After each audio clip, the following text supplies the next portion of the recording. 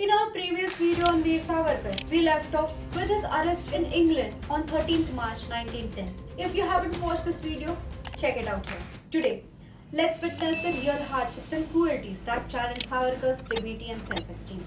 After his arrest in England, he was brought back to India facing a barrage of charges by the British government. Not just for his alleged involvement in Jackson's murder, but also for a few other accusations. This might sound like a courtroom drama with high stakes, but this was no fiction. He faced trials that lasted an entire year, leading to his deportation to the notorious Cellular Jail in Andaman and Nicobar, infamously known as Kala Pani. A place so dreaded that its name alone sent shivers down the spine of freedom fighters. Now, let's talk about Savarkar's journey to Kala Pani. It wasn't any luxurious fancy cruise. He, along with many other prisoners, was packed into SS Maharaja's confined cabinet. Imagine being squeezed in with 50 others, barely any space to move. The air was heavy, with an unbearable stench, the lack of basic sanitation stripping away at the dignity. But Savarkar was a man of immense mental strength who sought solace in philosophical thoughts amid these extreme conditions. His resilience is something to marvel at. Upon arriving in the Andamans, Savarkar faced not just the physical confines of a prison, but an environment that was a breeding ground for diseases like malaria. It was an island infested with leeches and serpents, a place where even the environment was your enemy. Savarkar's first encounter in Cellular Jail was a harsh welcome. Shackled in chains, he was forced to walk barefoot under the scorching sun. This was just a prelude to the horrors of Cellular Jail. Imagine this prison, a radial structure of 7 wings and a high watchtower.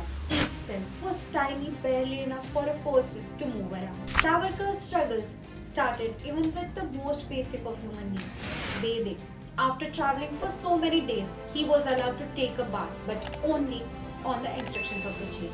He was given only a tiny piece of cloth barely sufficient to cover himself, forcing him to bathe in an almost naked state in front of others. Trying to rationalize the scenario in his mind, he brought up Sant Ram Das, who also wore few clothes. Even with these justifications, the forced public nudity was a serious violation of his dignity. He stood at attention, permitted to use water only under specific instructions, and restricted to just 3 pots for the entire process. The water, sourced from the sea, was inherently salty and causing discomfort and irritation for his skin. Life in jail was a constant battle. The food was not just poor in quality, but also a health hazard. One day, to his surprise, a stone hit the iron bars of his cell, drawing his attention. The stone had something wrapped around it, which turned out to be a secret message. Veer Savarkar avoided getting caught during an incident when the warder's superior came to investigate by hiding a piece of paper in his mouth. The message was a warning to be cautious and not to trust anyone in the jail. Many Bengali political prisoners had become government spies, driven to this by the extreme tortures they faced in jail. But the hardships were not even started. Imagine the backbreaking labor at the oil mill. Political prisoners like Savarkar were reduced to mere bullocks, yoked to extract oil under the punishing sun. The punishment for not meeting the quota was brutal. Savarkar, already weakened by dysentery and poor health, was a frequent target of the jailer's cruelty. Between 1915 and 1916, trials, emotional turmoil, and harsh prison conditions further deteriorated his health. Despite all these, he was compelled to continue working, but Savarkar's spirit remained unbroken. On 28 October 1916, he was promoted to a second-class prison. That did not bring any significant change to his condition. He was not granted freedom to leave the prison, nor was he allowed to engage in independent literary work.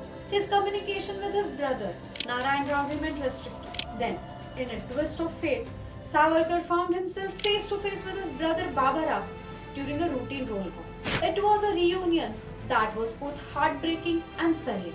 Their exchange of notes, filled with emotions and unspoken words, highlighted the personal toll of the political struggle. The life of Savarkar is more than just that of a freedom warrior. Comment below how many freedom fighters that you know were deported to Kala Pani. Don't forget to like, share and subscribe. Until next time, keep exploring the past with Bharat Rewind.